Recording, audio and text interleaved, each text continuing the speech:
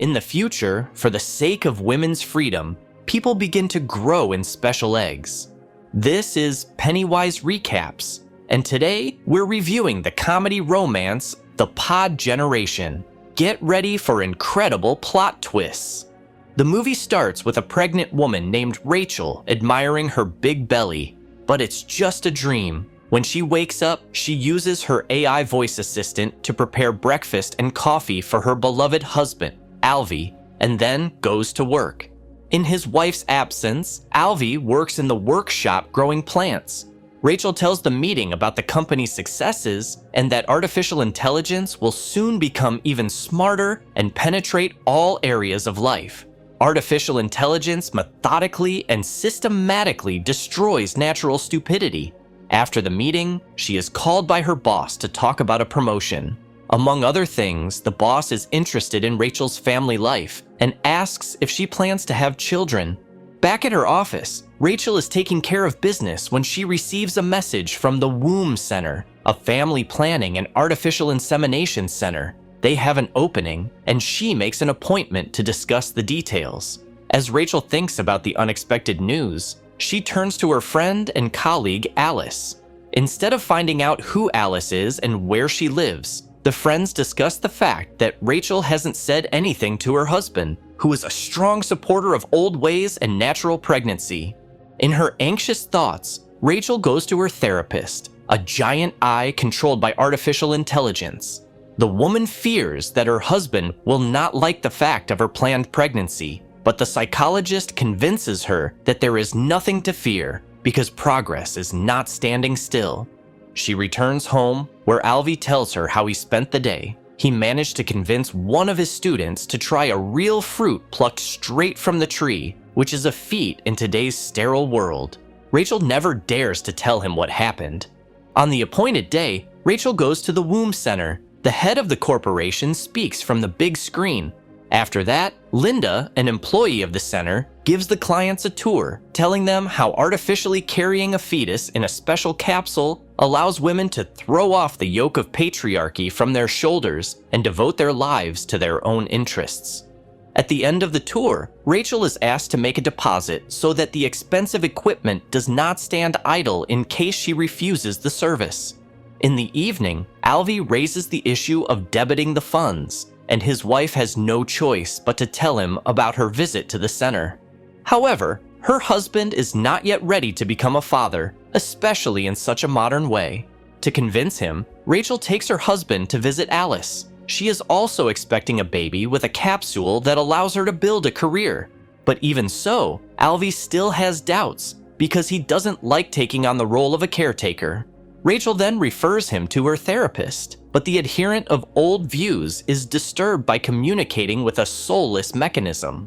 After a while, realizing how important this decision is for his wife, he agrees to a pregnancy in a capsule. When they sign the contract at the center, it turns out that the man's participation is not necessary at all, and they could have done with only female biomaterial, but then a girl would have been born. After signing the contract, Linda shows her clients a visualization of the fertilization of the egg.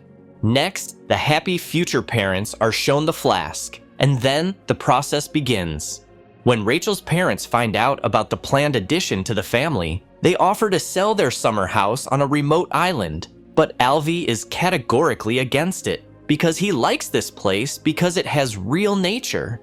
And Rachel is used to city life and hates going to this cottage. The days fly by. The egg develops in the capsule.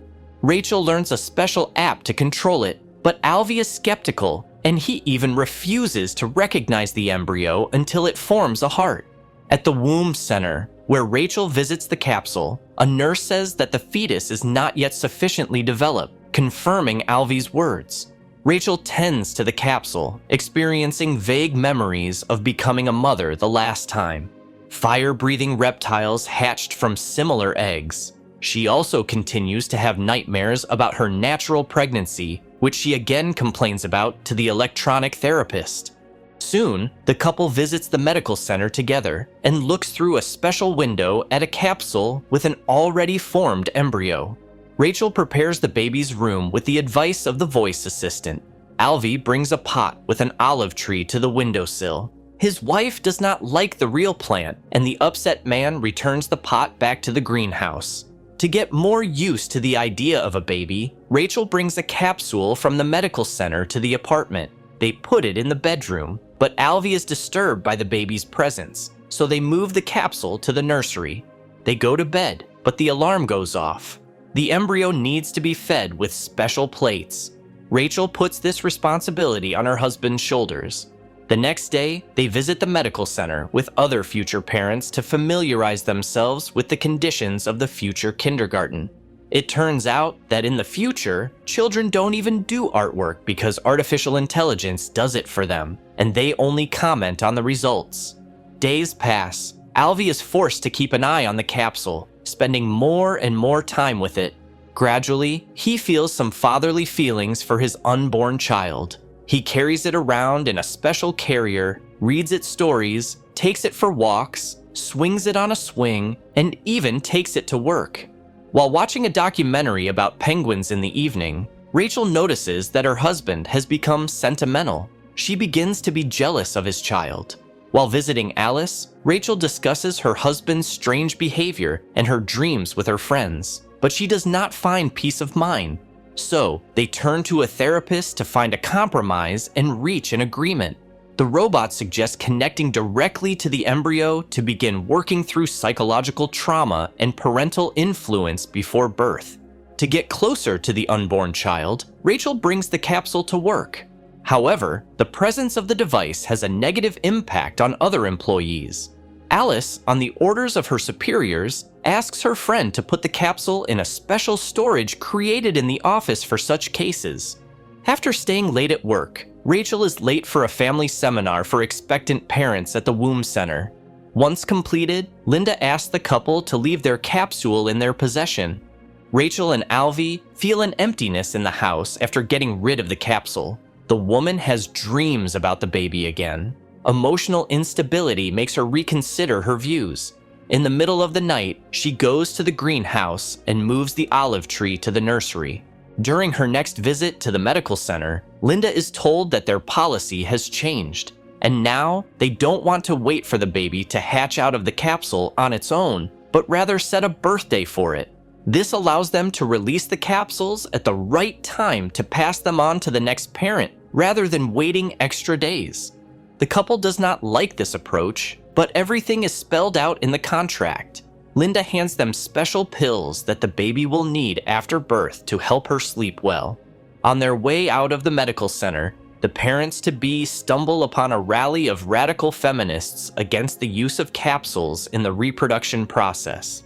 Alvie gets an idea and returns to the center to sneak his capsule home. At night, Rachel has a dream that she comes to a giant supermarket selling babies. Some of them are even discounted. At the checkout, a salesperson tries to sell extra pills from the womb center, but it's too much for Rachel.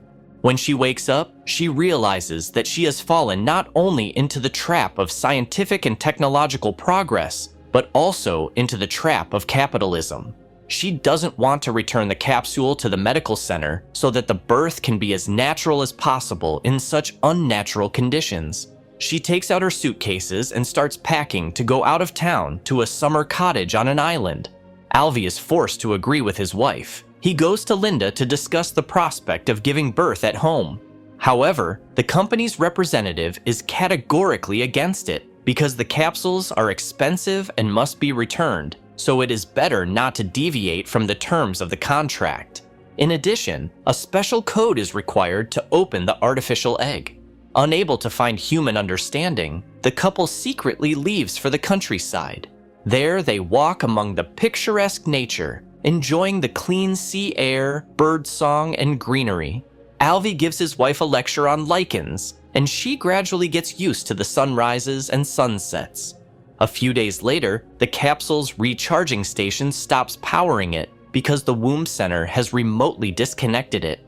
Rachel, in a panic, suggests returning immediately before the baby inside dies without power. However, the battery lasts for 48 hours. Alvie convinces his wife to wait because the baby is about to be born.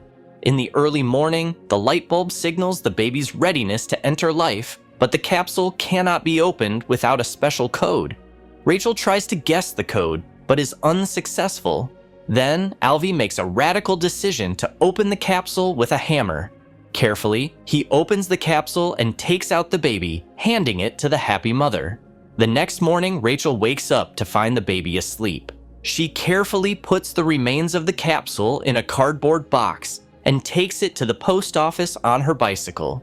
After sending the precious equipment to its owners, she returns home and goes to bed with her husband and baby, smiling happily.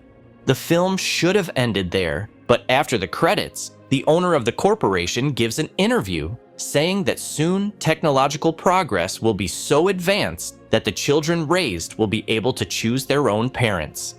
Thank you for being with us. Subscribe to the channel, like us, and be sure to click on the bell to stay up to date with our new videos.